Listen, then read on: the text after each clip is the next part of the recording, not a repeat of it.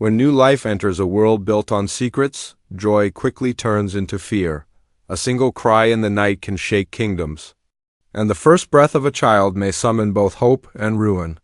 The storm outside rages as if the sky itself knows what is about to come. The walls tremble with every strike of thunder, and within the dimly lit room a woman labors, her cries drowned by the roar of the wind. The camera never shows her face, only trembling hands gripping a blanket, sweat glistening on her skin, and the flicker of a candle struggling to stay alive. The air is heavy, each breath a battle, each moment a test of will. This is not just any birth, this is the arrival of a child whose very existence could change the fate of clans, kings, and kin. The midwife's hands move quickly, steady despite the storm outside. Shadows dance across the walls as her whispered. Prayers echo, words lost to the sound of rain lashing against the window. Then, piercing through the chaos, comes a cry soft at first, then louder, filling the room with its fragile yet unshakable strength. The cradle rocks gently, its old wood creaking as if it knows the weight of destiny it must hold. Blood stains the sheets, a reminder that life and death walk hand in hand, that every beginning demands a price. The child's cry is not a sound of peace but of warning. It echoes through the silence after the storm's roar, bouncing off the walls like an omen. Outside, men wait with swords at their sides, their eyes sharp, their loyalty uncertain. They stand not to protect, but to watch, to decide, to choose whom they will follow once the news spreads. For this birth does not simply bring joy, it sparks questions of power, of inheritance, of blood. Whispers will spread through the corridors of stone castles, through taverns lit by fire, and through the hearts of those who know the child is not just flesh and bone, but the embodiment of old prophecies long feared. As the midwife places the newborn into a cradle, the candle flickers. Again. Its flame grows weaker, as though the room itself is holding its breath. For beyond these walls, a storm far greater than thunder awaits. The child sleeps, but the world does not. Destiny is already awake, moving its pieces, setting its traps. A birth that should be a blessing has already become a battleground. One where every choice will leave scars and every bond will be tested. Asterisk, the child sleeps in silence.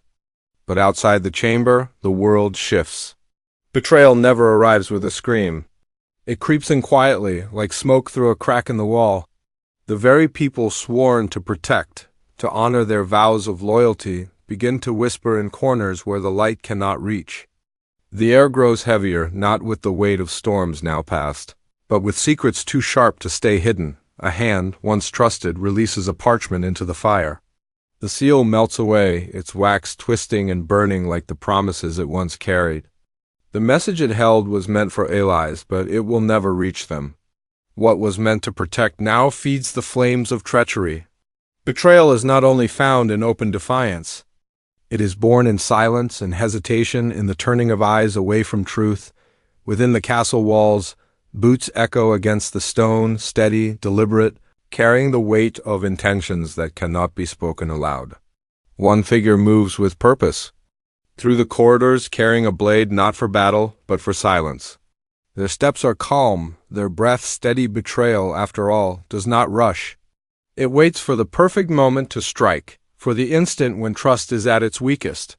The cradle rocks slowly in the distance, unaware of the shadow that hovers near. The infant is the heart of the storm, though too small to know it. The betrayal that brews is not only against the mother or the child, it is against blood itself, against the ties that bind families together.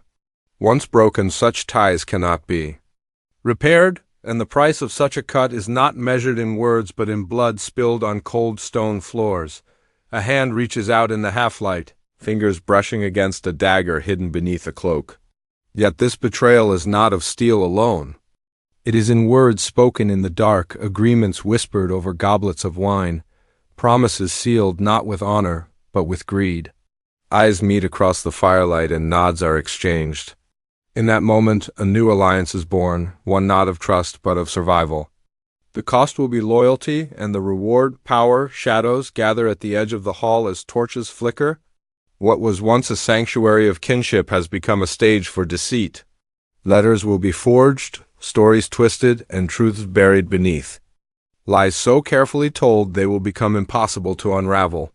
Even the most faithful will question their place, unsure who stands beside them and who waits to plunge the knife deeper. The storm outside may have passed, but the true storm now rages within human hearts. A father may turn against a son, a sister against her kin, a friend against the one they once swore to defend. Betrayal spreads like fire through dry fields, faster than any sword can cut it down. And once it begins, nothing, no oath, no promise, no plea can stop its path. The cradle creaks again, its sound sharp in the silence of the chamber. The child sleeps, unaware that the first betrayal has already been set in motion. The walls hold secrets now, and every corner hides a listening ear. What begins with one broken vow will soon unravel the bonds of family, of trust, of love itself. For in this world, betrayal cuts deeper than any blade, and once the wound is made, it never truly heals. The air grows colder, though no winter wind creeps through the walls. It is the weight of destiny pressing down, unseen but unyielding.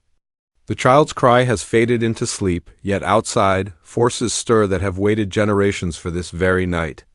Threads of fate, spun long before swords were forged or blood was spilled, now pull tighter. What was once choice becomes command.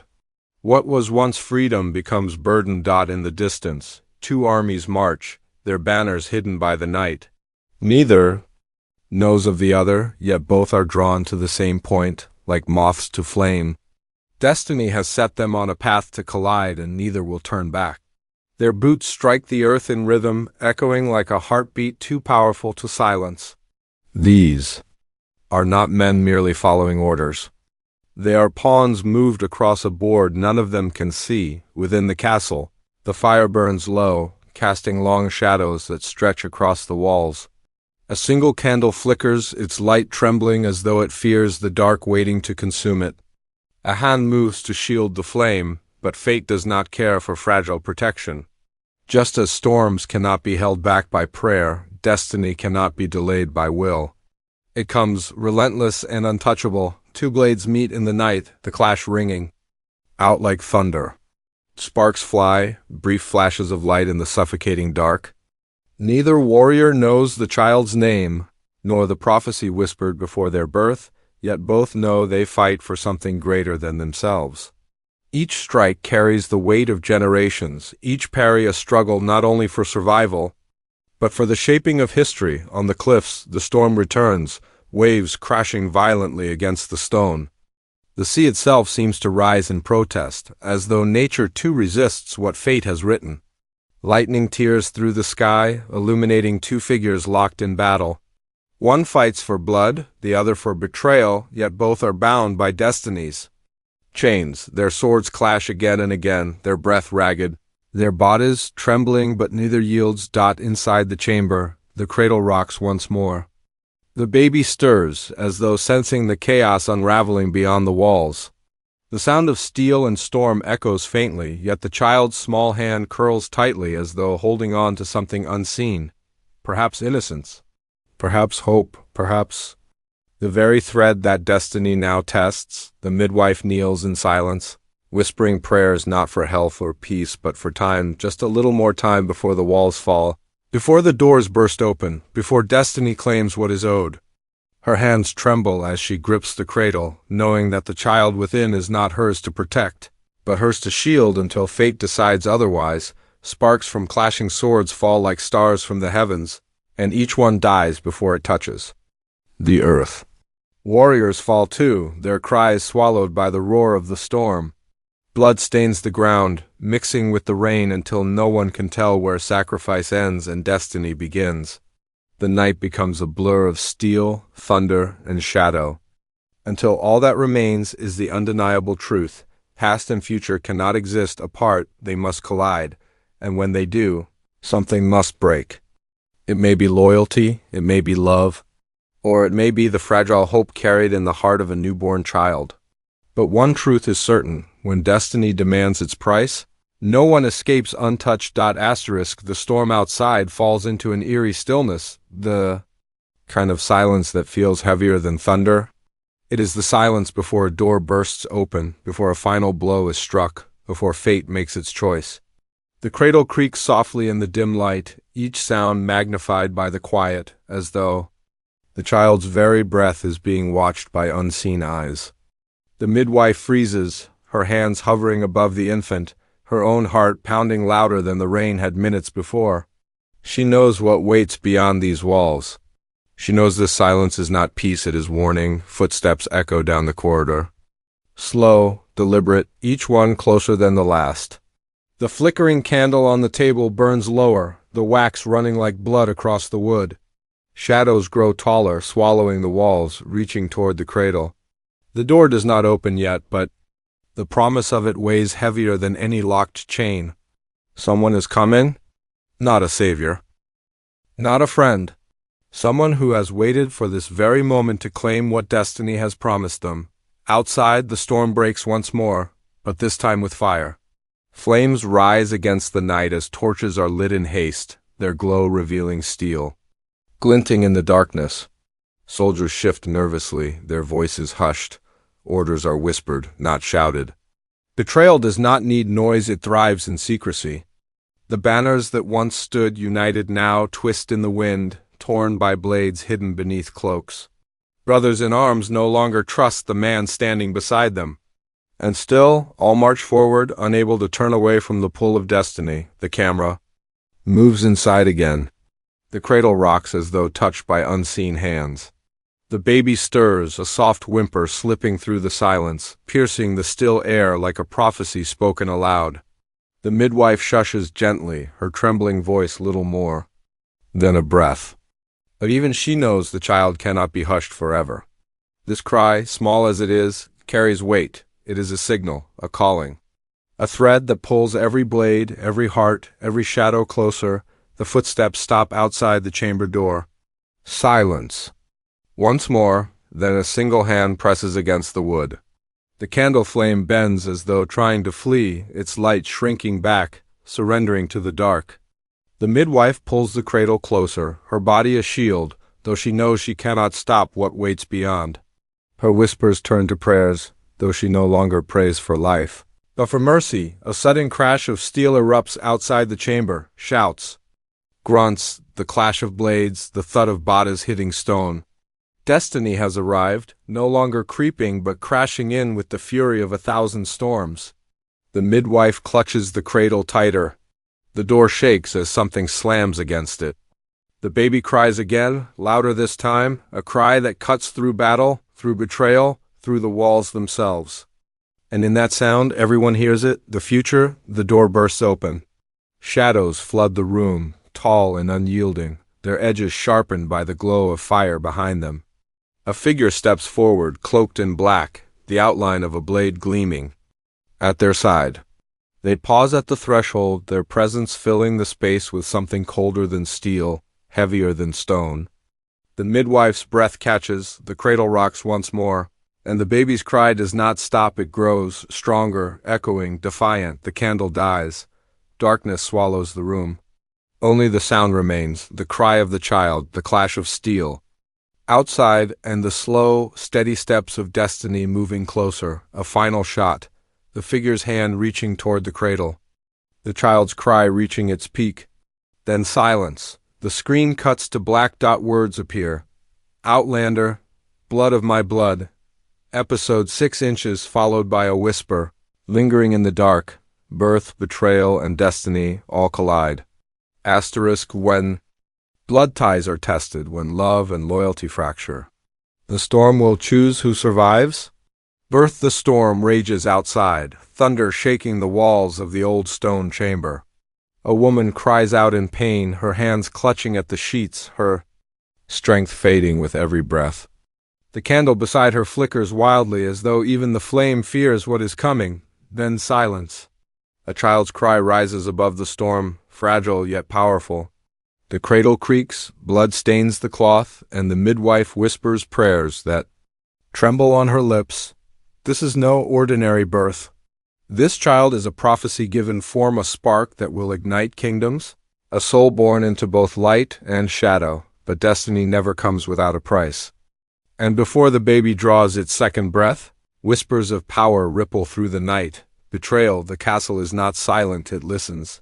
Secrets seep through the walls, carried in hushed voices and trembling hands.